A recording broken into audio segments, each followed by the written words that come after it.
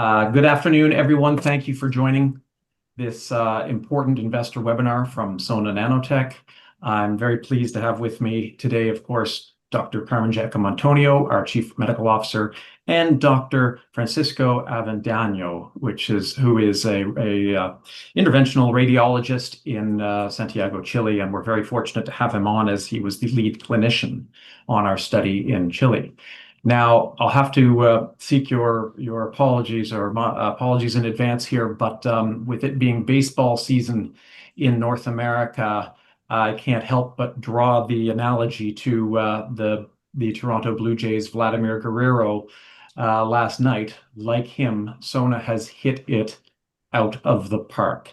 And we are so excited today to obviously share these fantastic results with you that were released earlier today by press release, but also to dig into some of the detail and context around them so that you can have an appreciation for the significance of what has been accomplished here and where the company now has the potential to go.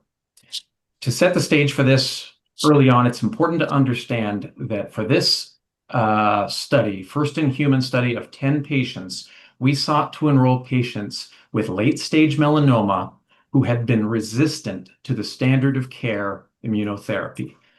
Effectively, with this cohort of patients, immunotherapy went 0 for 10 with these patients.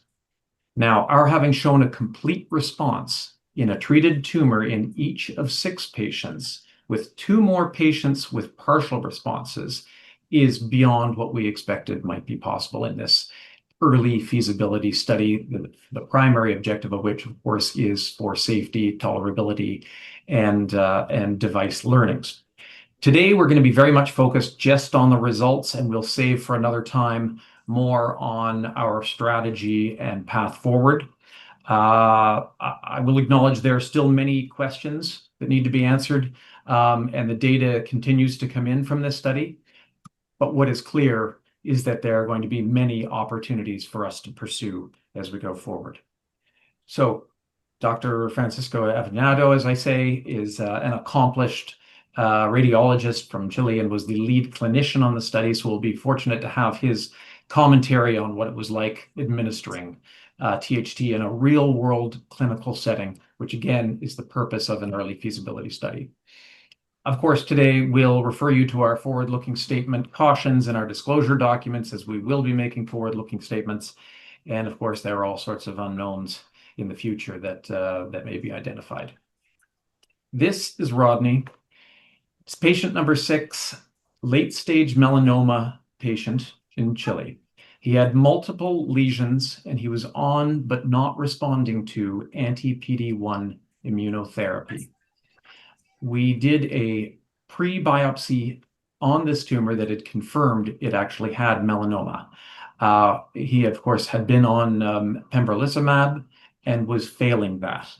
We enrolled him in our study, administered our therapy, and I'm very pleased to report that within 2 weeks of that treatment, this tumor on his left cheek was negative for melanoma. So this is just a very quick preview. Want to just very briefly get into some of the background and then go straight into the results and be able to get the commentary from Carmen and Francisco here. Not going to speak for a long time about Sona's targeted hyperthermia therapy. I would refer any new viewers to our website for more information and past investor webinars. But what is important to know, of course, is that our gold nanorods and the core platform technology for this company is that we have highly functional nanoparticle in a gold nanorod. It is patented. It is uniquely biocompatible. Others can make them. No one else makes them without toxins, making them ideal for in vivo nanomedical uses. And of course, they have been validated by the Nanotechnology Characterization Laboratory in the US, which is a joint venture entity between the National Cancer Institute and the FDA. So how did we get here? We started by selecting a top-tier clinic. And then before that, in fact, we selected a top-tier CRO, clinical research organization in Latin America, to help us connect with Bradford Hill. You see the clinic on your right. You see our principal investigator, Dr. Carlos Rojas, presenting at ASCO in 2024. And here he is at ASCO 2025 with our own Dr. Carmen Giacomantonio. Bradford Hill deals with some very big clients. They do excellent work, as we can now confirm firsthand. And we were very fortunate to have both Dr. Rojas and Dr. Avendano here working for us. It's a leading clinic. Now, I'm going to hand it over to Carmen to talk through what exactly the objectives of this study were. Carmen. So thanks, David, and welcome everybody. So just a quick reminder: this was an evaluative study. So these are safety, efficiency studies, not efficacy studies. As a new device, never been done in humans, our first responsibility was to confirm that we could do this safely in humans and that we could. The technology could be adopted and adapted by clinicians in the application in standard clinical environments. We have Dr. Avendano here to confirm and expand a little bit on exactly what that all meant. So we evaluated for safety. We evaluated for tolerability. So safety is Dr. Avendano's assessment. Is this safe? Would he do this? Did he feel comfortable with the patients? Was it something that didn't cause potential additional unnecessary harm? Tolerability is what the patient experience is. Is it something that you run from after the first treatment, you're not coming back? And we know there's lots of treatments in medicine and in cancer that are horrific. Sometimes they're necessary because they're the only thing, but this was very well tolerated. You'll see some data. We went on to the next is so. When you do this we've been on so many webinars with you all, and you've followed us closely. We've cured lots of mice, and we've lots of learnings from the mice. But as everyone reminded us from time to time, or many reminded us, mice are mice and people are people, and so we didn't know exactly how to translate into this clinic. We had a very good plan, but when we got into the clinic, we realized that there are some things that we could do better. There. Some things around the injection technique, some things around the treatment. And in fact, Dr. Avendano himself made a very important modification to the procedure, which we're delighted that he was, but it's intuitive, innovative clinicians would see. So this, we captured so many points that have positioned us for our next study in a beautiful way.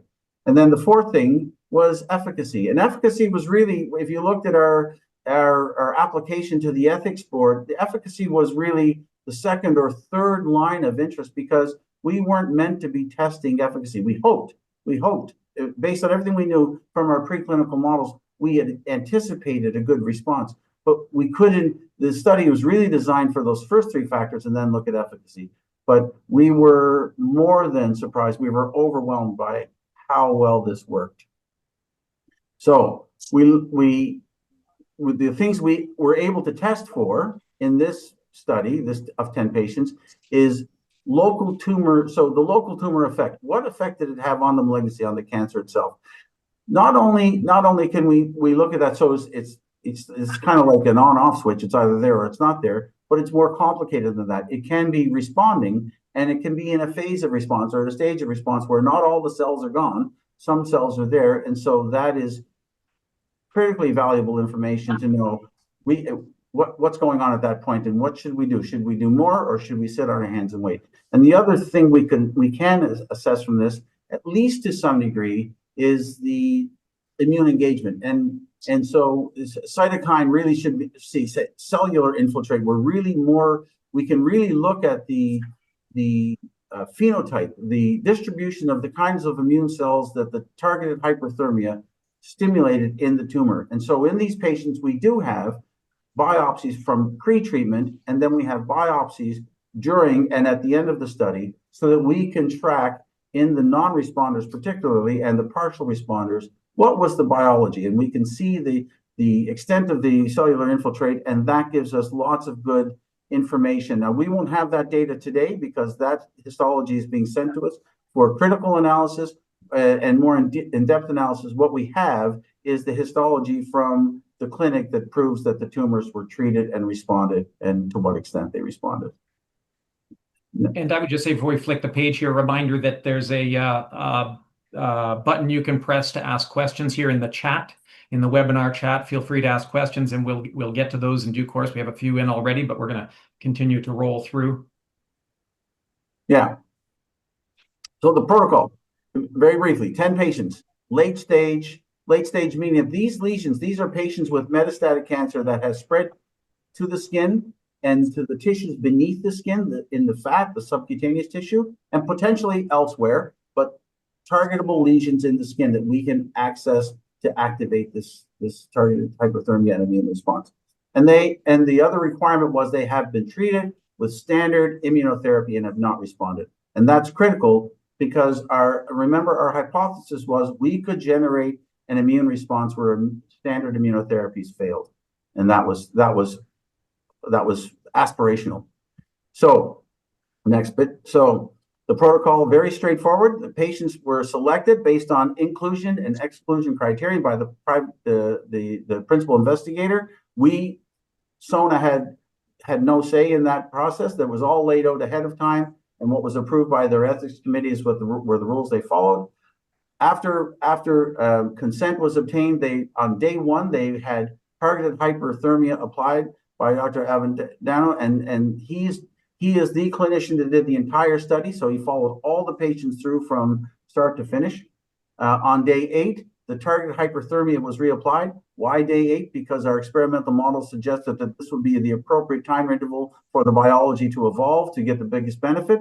We've taken some learnings from this, and that can be modified 1 or 2 days, one way or the other, and that's going to be a great discussion for another webinar. But this, again, great learnings. And on day 15, our intention was to biopsy the tumor because we assumed by day 15 there would be some immunity happening, and that would give us enough time to let the immune system do what it's meant to do, and we could analyze. To our surprise, in the majority of patients, most of the work was done by day 15, and that's the great news. And on day 28, we had another biopsy, day 28 being the end of this study. The end of the study for the purposes of this study. So safety, feasibility, and efficacy. Day 28, we just wanted to see, were those tumors moving towards completion? Was the treatment that we had started going to be effective at the end? Again, we'll get into the data, which was shocking and wonderfully shocking. Next slide. So I'm going to ask Dr. Avendano to speak to this. This is his wheelhouse. Okay. So here we have this patient. So what we've done here is we've shown me? We've set up. Yeah. Yeah. Can you hear me at this time? Yes. Yeah. Okay. But when the patient is selected to make the intratumoral injection of nanorods, in the first time we look at the lesion, we assign the type of lesion, we assign the number or the situation of the lesion, and in the first time we take the nanorods by the plates. We need the ml to different lesion. When we have this lesion and the nanorods for this lesion, in the first time, put the nanorods inside of the lesion, into the lesion, and put in the radial disposition to put the nanorod in the lesion. And we wait 2 hours to make the stimulation by the laser. This is the first time. And make an aseptic technique. Don't have any problem to put in the lesion. And in this case, I think that's in the 4 or 5 patients, when the solution is less of 0.5 ml, don't put in this case to the intratumoral injection, don't use lidocaine in the first time, but in the second step, we initiate the hyperthermia and the stimulation with the laser, but in this case used lidocaine to the skin and to the deepest of the tissue, and put the device with the laser and a lot of aloe to protect the skin and make the hyperthermia by 5 or 10 minutes. And we need make inside of the put the thermometer, the device, to make the temperature into the lesion, and we can make a looking inside of the lesion. What is the temperature into the lesion and in the skin with the hyperthermia camera, and we make the stimulation by 5 or 10 minutes. We need to take into the lesion into 43 or 48 degrees Celsius, no more, no less, and finish the treatment. I think that's And so, Dr. Avendano, in this case, in the first 4 patients, we use the largest device to make the hyperthermia, but in one patient, we have the problem that the lesion is not in the skin, more deepest, and we make a change because put the laser into the embolus of syringe and make a little and put the sonda, the laser into the embolus and make the stimulation more deepest, and we have a less problem with the skin temperature and the skin burning. It's a development that make it in the development of the treatment. Thank you. Yeah. So, and so just to confirm, so these patients, as you treated them, once you said you used the lidocaine, you controlled them. So the patients, the actual application of the heat was very well tolerated. The patients were comfortable with that process. Yeah. No, the patient didn't have any problem. It's very comfortably. I think that's we need to take care with the skin temperature. Put a lot of aloe to less the risk of burning, but in this case don't have any problem. We are making testing of what is the temperature into the lesion and into the skin, and in the 10 patient don't have any problem with this. Fantastic. Thank you. Okay, shall we move on to the results now?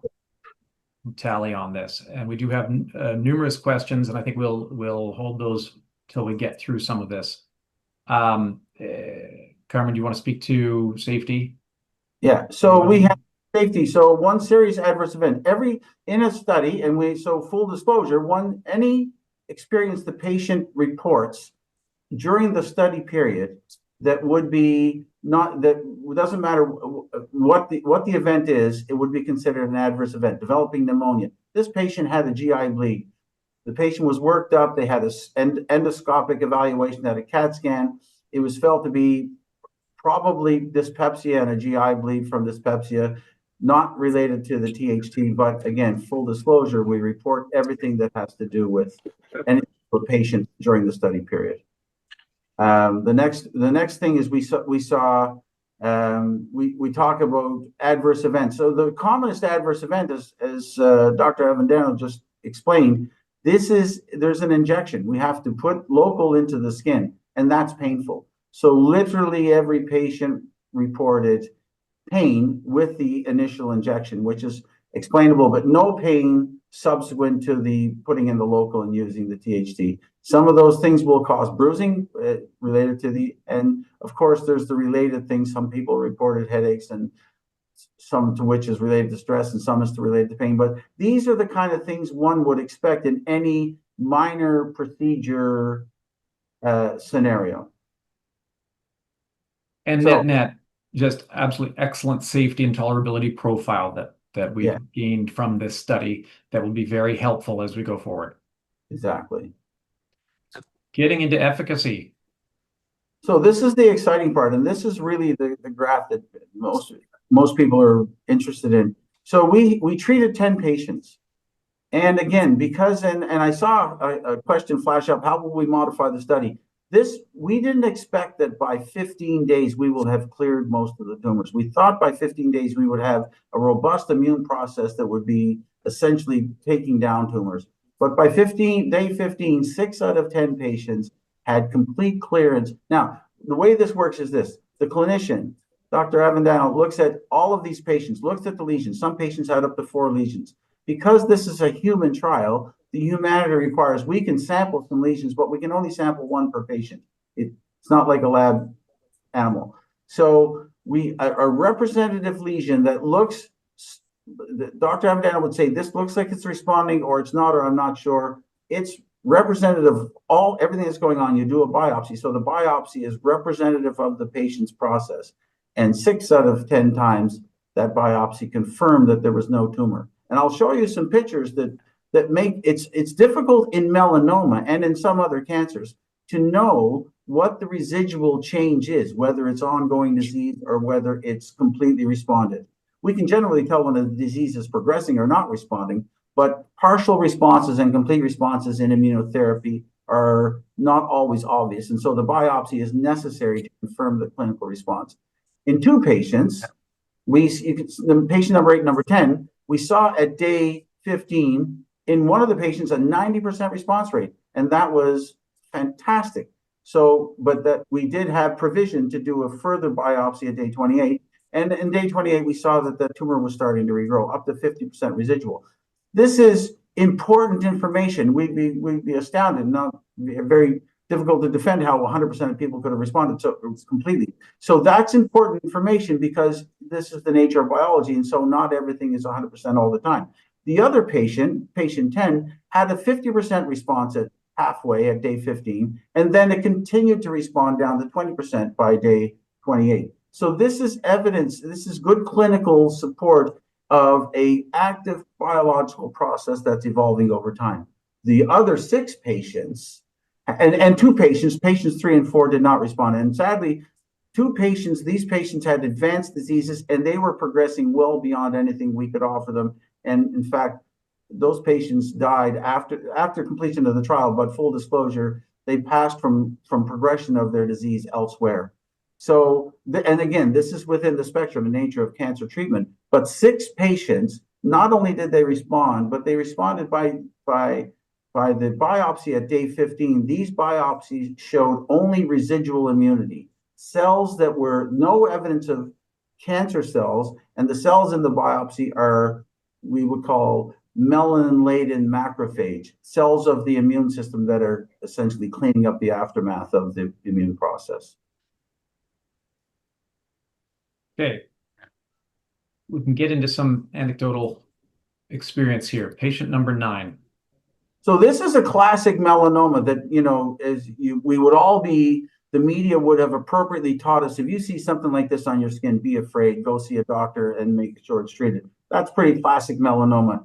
And then this patient number 9 is treated with the intralesional targeted hyperthermia. And the next picture you see is what the aftermath looks like. So this is the same patient with that lesion, and we've zoomed in and we've shown you there's a state. So even a well-trained, seasoned clinician like Dr. Avendano would say, that looks like it's responded, but there's still pigment there. So and that was confirmed to be negative with a biopsy. And what that biopsy is showing is that residue of pigment that is in the melanoma that is now essentially residing in the skin, and over time will fade and we expect will clear, but it might leave a tattoo because it is a pigment. It might leave a tattoo for a lifetime.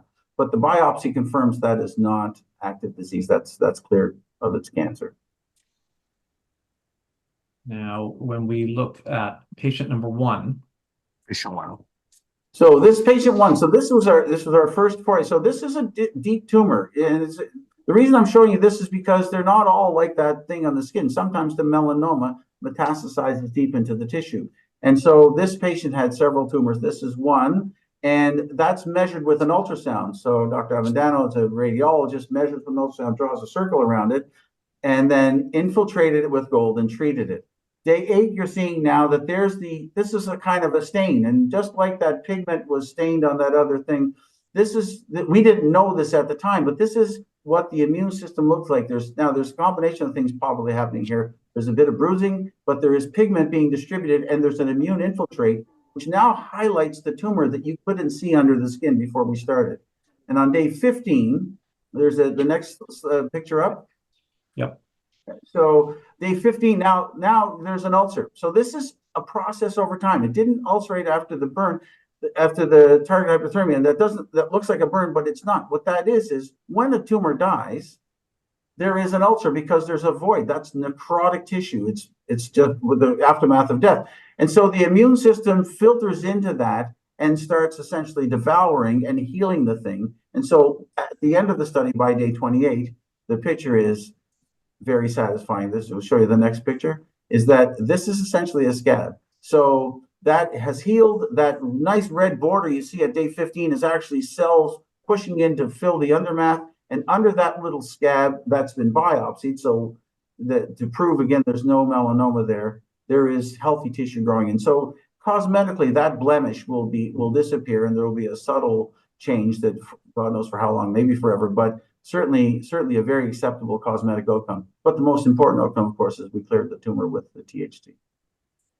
So Patient now number 6, back to Rodney. I love Rodney. So I've become an acquaintance with this gentleman. He's a very successful, very engaging gentleman. This is only one of 4 lesions we treated on him. So we've chosen a representative lesion because that's the lesion we biopsied. So we have that kind of series of photos. I saw a quick question, why didn't we just cut it out? Well, we can cut out some, but when people have multiple metastatic lesions, this gentleman was on immunotherapy. The immunotherapy wasn't being effective. And so it's an opportunity for us to show that we have a way to activate that immunity that wasn't there before. So this is him day 1. It's been biopsied. It's been proven. This is day 8. Now at day 8, when you look at that, you think, this doesn't look like it's going in the right direction, because it's a little more prominent. It's a little more proud. And so, but this is the nature of immunotherapy that we struggle with. Any physicians on the line will know. We look at things, and the immune response in evolution is a difficult one to judge. Anyway, stay the course. We treat him again with the THT, and then at day 15, we do the biopsy.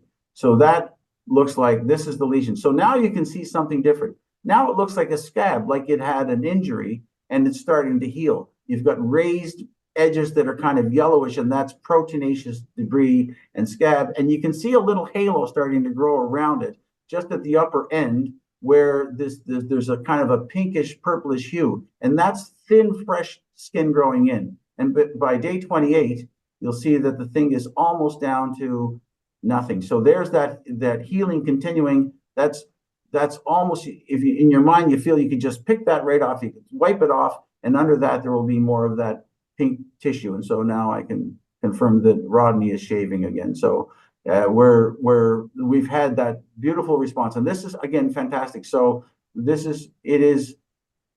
are lesions you can cut out. If you think about this in melanoma, if you cut it out, that seems like a good idea to do. We know melanoma can spread, and so now we know there's something we can do to melanoma before we cut it out to generate an immune response that may not be present.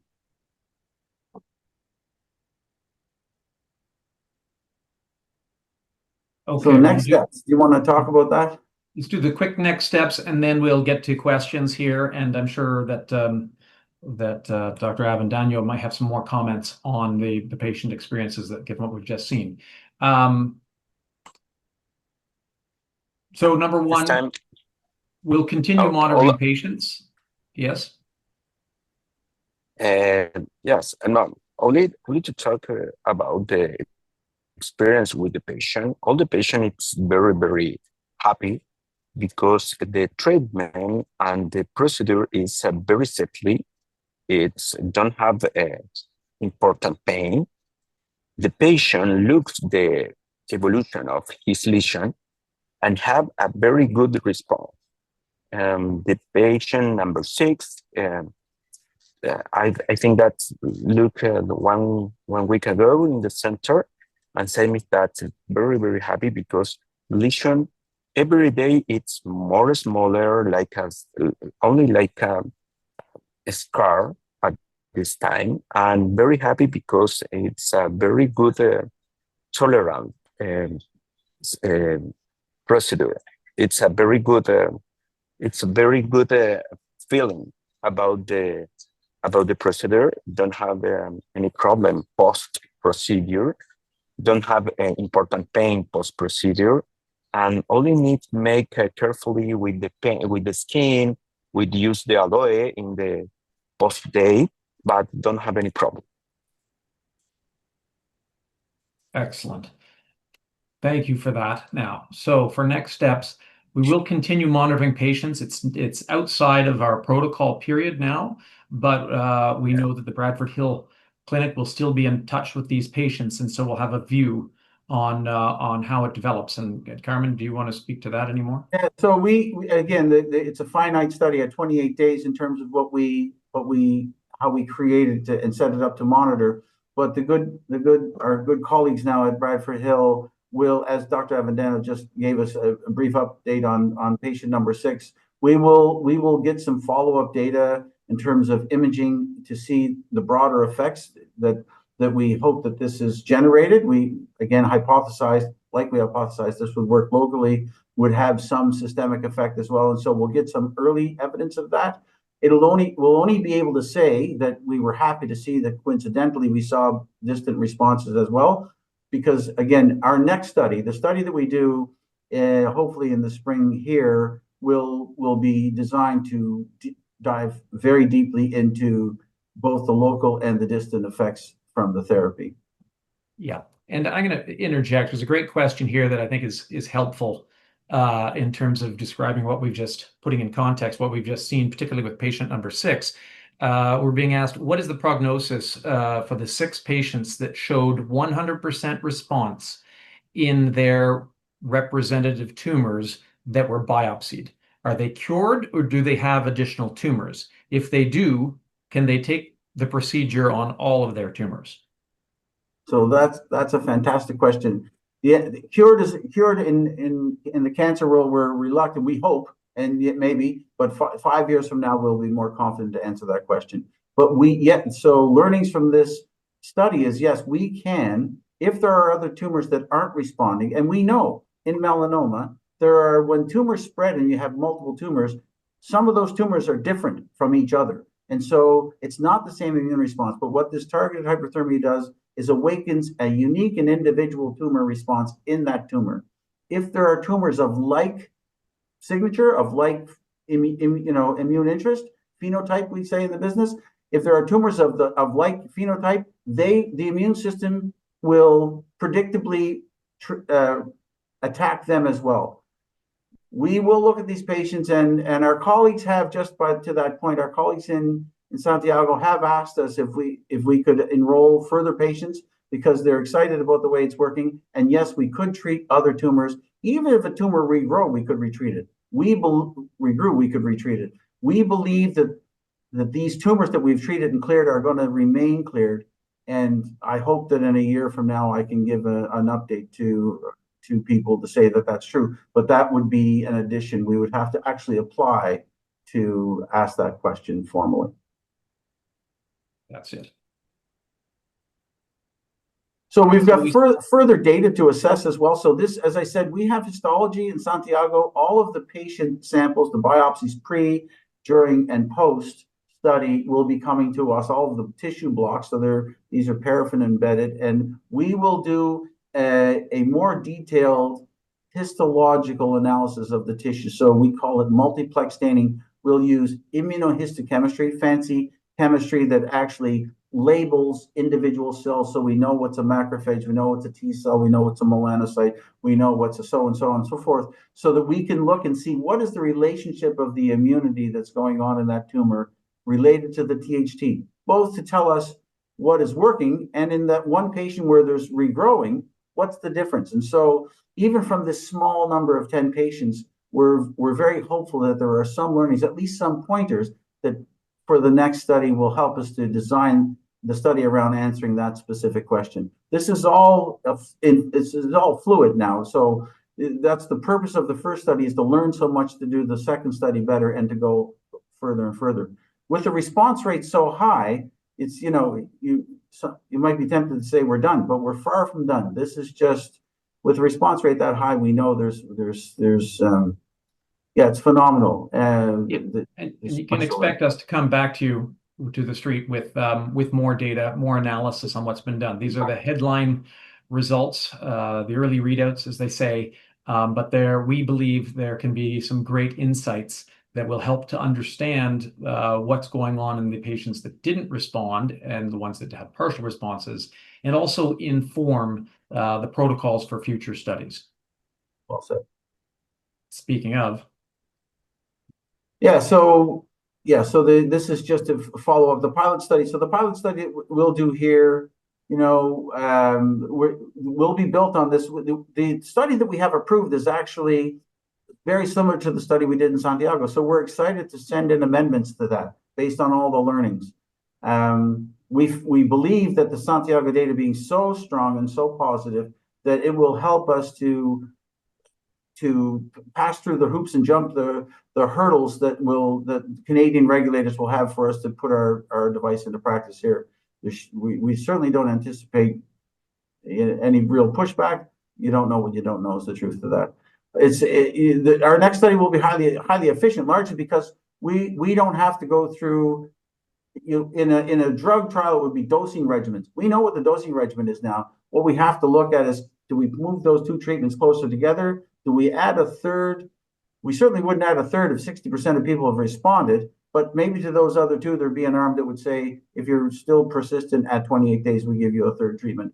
The beauty of this treatment, it's not like a drug. You can't become tolerant to it. It's simply targeted hyperthermia. It's stress to whatever existing cells or residual cells are there. That's it. So that application has been made to Health Canada, and we'll look forward to sitting down with them and expect to learn a great deal through that discussion, and then be able to have a better sense as to the necessary path forward. Going to some more of these many questions we're getting in here, I think a common one we're getting here is, did you see any response in untreated distant tumors in any of the 8 patients that responded to treatment, i.e. the abscopal effect? So I'm going to I can't speak to that personally. I'm going to let Dr. Avendano speak to that. Hi. Yeah. In this case, when in intubation, I think that's intubation, we take a biopsy in a different side of the stimulate and another side, and we have the result that the patient have response in another lesion. Was that an untreated lesion, Dr. Avendano? Untreated lesion, and we have a response in the biopsies taken. Yeah. So that's exciting, because that is this, we talk about this abscopal effect, and I have to, again, just to reiterate, the study design as being a feasibility and efficacy study, or a feasibility and safety study, isn't designed to look at that, but we are over the moon excited to see that this effect is beyond the targeted tumor. The extent to which we can't really comment now, because we would like to have CAT scans and see if there were any deeper tumors that have also responded. And in time, again, with the approval from Dr. Amedeo's team, we will be able to go back to this cohort of patients and further assess them for response. But for now, the indicators are that we're seeing what we'd hope to see. Yeah. So that's some of the continued monitoring of these patients, and when we come back, we'll be looking for some of that clinical commentary on what has happened to these patients, to be able to provide any insights that we're able to gather on that as well. So some good questions here. What happens if you would use hyperthermia at the target temperature without gold nanorods? So that's a great question, but I think the thing is that's a very good question. So use some other source to create hyperthermia. The short answer to that question is that temperature at 42 to 48 degrees, and actually, if you keep it below 45 degrees, probably even more biologically precise, but should have the same stress effect. The difference here is, however, that it's very difficult from any other means to get heat into the tumor at the center, at the core, so the microenvironment of the tumor, because what that stress does is that heat does, not only does it cause cancer cells to go into a death cycle, it causes increased vascularity in the tumor. It draws it gives it more access to other cells. And the goal itself, the nanorods, we are aware, so this is near infrared light, 860 nanometers. When the nanorods, essentially they absorb the light in this plasmon, this electron array around them, and then that's converted into heat through the process. So the nanorods themselves create some of the effect that we're interested in. And so the final thing I'll tell you is that this is the most efficient way to generate heat in a short amount of time. This is 5 minutes of therapy. This is, Dr. Avendano will tell you, what it takes you a couple of minutes to get the tumor up to temperature, then it's 5 minutes. So it's the precision by which you're delivering that treatment. Yeah. But in this case, it's very important that make a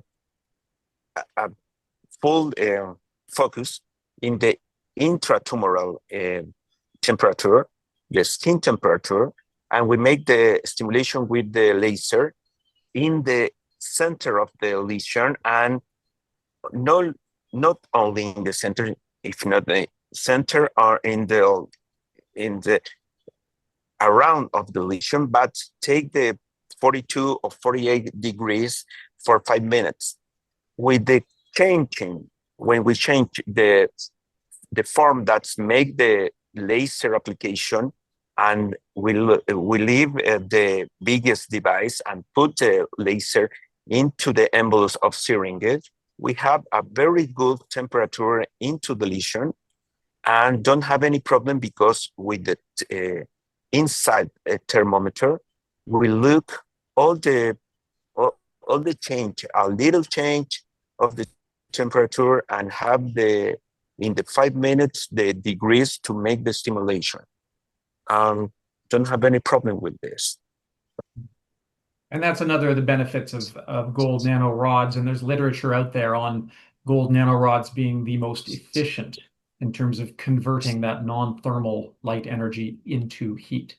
We have a question here on, do you expect to find increased PD-L1 expression post-treatment? Could it resensitize to checkpoints? Getting fairly technical here, but this is the world we're in now. That's a great question, and I fully anticipate it does. In fact, I have some preclinical data, not for today because we're not going to derail this with a little science discussion, but absolutely, if you've activated immunity, as we know we have, there will be new PD-L1 expression, which is evidence of immune engagement. As we know, we use it as a predictor in some cancers now, as a requirement in some cancers. But that's the evidence we're looking for, that there is that PD-L1 expression, because there is interferon gamma being spilled into the tumor, and that's, well, many cells, as you know, express the PD-L1. It gives us another target to consider. Lots of positives from that. Okay, thank you. Will the 8 patients be taking further immunotherapy drugs from here? If so, how can Sona's THT be credited with potential patient improvement? So most of the patients had completed immunotherapy. Some of the patients were still on it, but their disease was progressing or not responding. So that question I can't answer. That would be for Dr. Rojas and Dr. Avendano to decide whether or not they get put back on immunotherapy. Like most countries, when a patient has gone through a course of therapy of whatever it is and it didn't work, it's very difficult for the system to reauthorize its use. And so, you know, it's a very good question. But the answer is that this of course, the targeted hyperthermia has presented an opportunity that one would think would be logical to follow up with further immunotherapy, but that discussion is going to have to happen in the medical centers around the countries. And I'm sure that's a function of that is what stage they're at, how metastasized it is. Yeah. Is there a sense as to, if we had treated 3 to 4 tumors per patient, is that most of the tumors the patients had, or is that a minority of it? And does that have an impact, do you believe? Well, so the situation is this. So some of the patients we treated only had skin lesions, skin and subcutaneous lesions, and we've treated everything we know. Based it, but what Dr. Avendano said, we assume if there were other lesions, we can't assume anything, but we would hypothesize that given that we saw some response in untreated lesions in some patients, that untreated lesions would respond as well. To what extent, we don't know. If there is no distant disease and they've had response to the THT entirely, then there's no reason to reinitiate an immunotherapy because that would have to be part of a study question to see what is the advantage, what is the benefit of reinitiate. That's like any trial you would do. What is the chance the cancer would come back, and what is the benefit of extending the standard of care therapy to prevent that? These are fantastic questions that will all, and what this does, of course, is it generates the need to answer those questions because it gives another opportunity. Yeah, and that's the purpose of the pilot study being a more comprehensive study. And as I say, we'll be modifying that protocol, we expect, even though it's already gone into Health Canada, to account for some of the insights we develop. Question here, do you think THT's efficacy reflects primarily localized cytotoxicity or an immune reprogramming effect within the tumor microenvironment? So it's almost for sure we've demonstrated both in the preclinical models and what we're seeing in some of the patients, it's an immune reprogramming. And immune reprogramming is kind of a complicated thing. What we're doing and what I've contended or we've contended essentially from the start is the immune reprogramming is we've presented new antigen.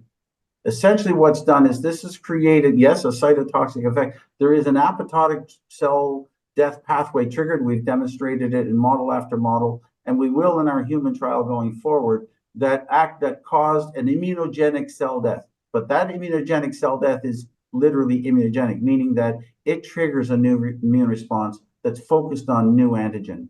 And again, the preclinical stuff that I'm going to roll out for you in the next half a dozen weeks is going to show you that we've got tremendous amount of data and factual insight into what's going on there. But this is immune. This is in the old-fashioned world when I was a biology student, immunology student, we would say this is an adjuvant.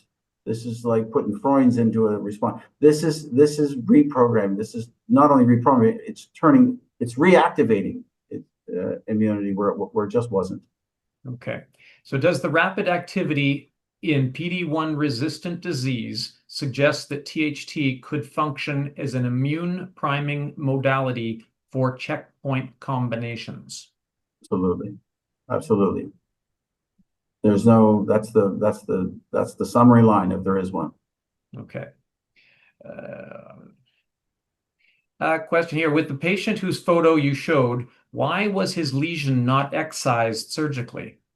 Yeah, that's a great question because, and that's the whole point. It could have been, but it was one of many lesions. And so we've learned in multifocal metastatic melanoma that cutting out the lesions is largely ineffective. It's in a tender area in the face. I know there's no question if you're a plastic surgeon, you could take that out safely, not injure the facial nerve. But there were several other lesions that were in delicate areas, and this was our hypothesis is that this was the better approach to generate immunity and let the immune system treat the multiple lesions. Excellent. Do you have any plans for an early feasibility study in another cancer type that may occur concurrently with our pilot study? If so, which cancer type would you pursue for a second early feasibility study? And there are a few questions along those lines in terms of another one here thinking about future directions. What's the next study, and do you stick with melanoma? Or could you look at something like squamous cell or basal cell to avoid Mohs? What about non-surface tumors? Yeah, I'm not sure to what liberty I'm at this point. The answer to that, all of that is, I'll just say in general, yes. So yeah. we will be into both squamous and basal, both mucosal and cutaneous, in parallel with our next melanoma trial. So the melanomas, of course, the squamous cell cancer is probably more immunogenic in terms of its burden in the system. It's massive. It's readily dealt with surgery in 96% of cases. So, but there is those challenging cases that we are definitely going to focus on. Mm-hmm. And of course, the basal cells, which are perhaps even a bigger challenge in that smaller percentage that present. But the melanoma is where all the biology has been born. But melanoma is really the grandfather of all immunotherapy. It's where it all started. And so and this patient population, even though we're excited about all the immunotherapy that's happening now, the response rate is still to single agent immunotherapy in the neighborhood of 30% melanoma. And yes, up to 50 plus 55% in combination, but the toxicity is absolutely it's much more. And so this is what we're showing here by this approach, by locally targeting the tumor microenvironment. We are increasing the efficacy significantly and minimizing the toxicity dramatically. And so this is the grail of medicine, biggest effect with the littlest footprint. Okay, along the same lines here, will next study only be stage 4 cancer patients, or will you recommend earlier stage patients? Well, so again, the next study is for stage 3. So in transit, stage 3 and stage 4 M1 patients, but for melanoma. But we will be in parallel doing an earlier stage melanoma trial perhaps with our colleagues in Santiago. There's more to be disclosed there in future meetings. Do you want to hypothesize on how this might be more or less effective at an earlier stage? Oh, well, yeah. So, I mean, it's it's a logical evolution of the therapy. This is, if you can, again, a melanoma is immunogenic, and we know that because when you give an immune checkpoint inhibitor, 30% or so of patients clear their lesions with no further ado. The more robust the antigen presentation, the more robust the immune response. That's the fundamental principle of good immunology. And so to do this at an earlier stage when there's minimal disease would potentially not only clear the primary disease, but generate a stronger immune response to any potential distant disease that will manifest at a later time. Right. Okay, I'm continuing on here. There's a slightly complicated one, but how do you treat a melanoma that has moved to the lung if there are no other visible tumors? Does the injection have to be into a lesion, or could you simply inject into anywhere in the body and have the immune system attack the lung tumor? A fantastic question. And so the answer is you can't, but it's a complicated question. I would like to go off. If you want to talk offline, I'll tell you about a protocol that we have that addresses that very challenge. The lung is not a place where you want a big immune fight going on. And in fact, alveolar macrophage are M2 macrophages. They're very immune suppressive. It's a healing environment. But you can, as you know, immunotherapy is effective in the lung, but it's not the lung parenchyma where that immune battle is actually initiated. And so I think we'd have to take that offline, but I'd be happy to show you some very exciting preliminary data with THT protocol that we're working on.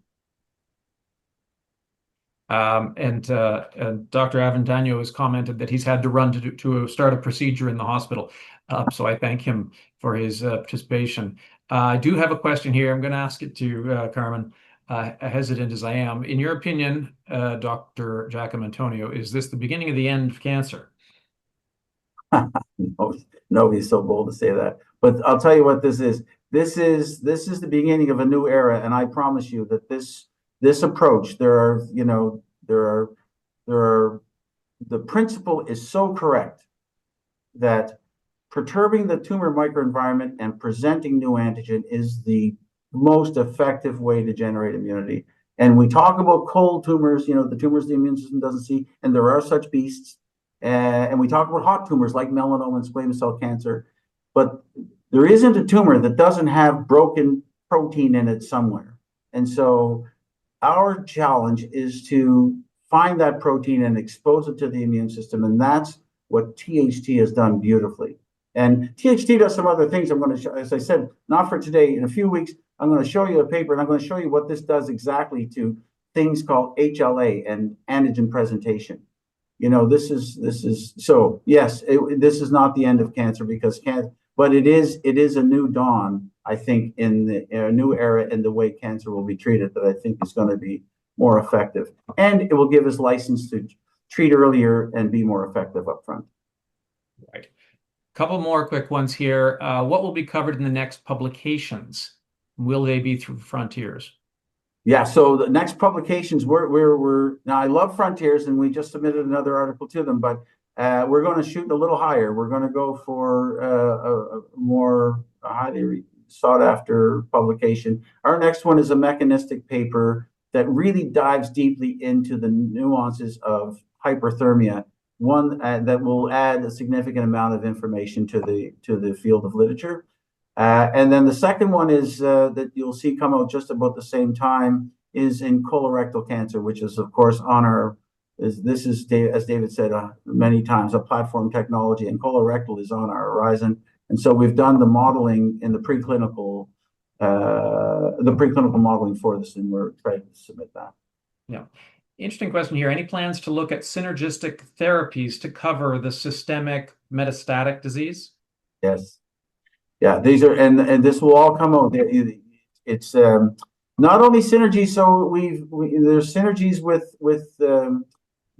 some chemotherapies, some other targeted therapies. Melanoma has BRAF mutations, and there are other mutations in melanoma that we often refer to as not actionable, that when you look at the pathways are in fact potentially actionable. So the answer is yes. There's no single modality, anything that you all know. Even I'm a surgeon primarily, and so we know that surgery is one of a couple. We're part of a team: surgery, medical oncology, radiation oncology. We're a battery. We're a group, and so this has its place in conjunction with other things for sure. Okay. And do you expect to be invited to speak at special presentations regarding your results?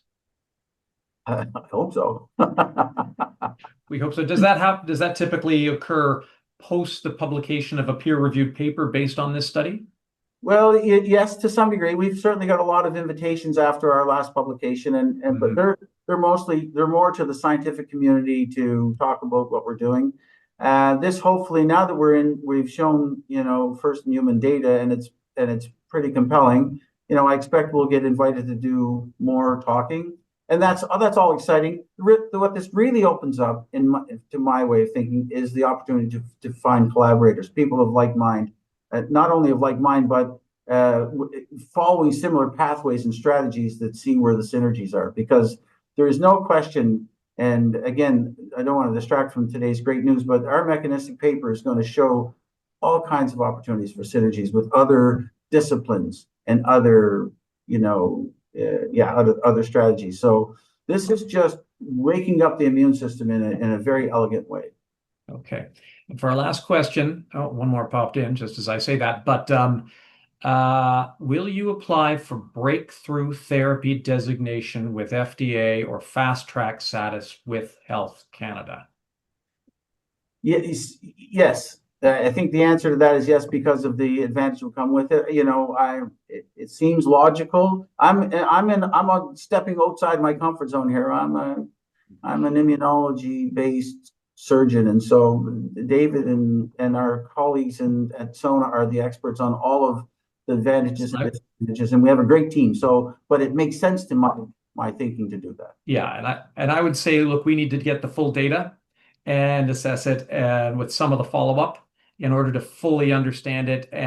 But we are absolutely considering that it has the hallmarks of what one would see with a breakthrough therapy designation, and that it seems to go so well beyond standard of care. It certainly has that potential, and that's something we're going to seriously consider here. So on that, I'm gonna wrap it up. Thank you, Kermit, for fielding those, and Francisco for that. Lastly, we want to thank our colleague and friend, the father of targeted hyperthermia therapy, Dr. Len Pagliaro. who you see here second from right next to Dr. Avendano, when everyone was down in the clinic in Chile. Len started out as a customer of Sona's because he couldn't find gold nanorods of the characterization that we had, which was truly biocompatible and reproducible at scale. We then liked him so much we bought his company and of course his therapy.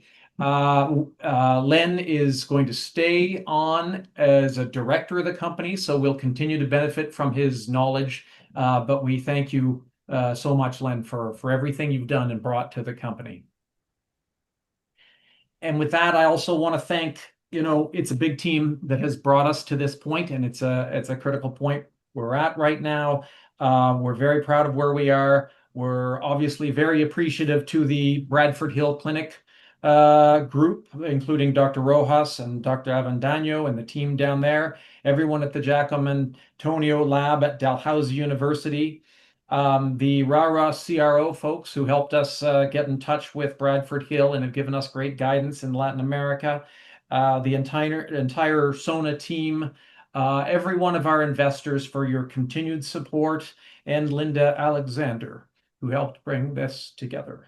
Without this, we would not have been able to do this. So thank you, everyone. We're here for your questions, and we'll look forward to updating you when we have more analysis done on this data. Thank you.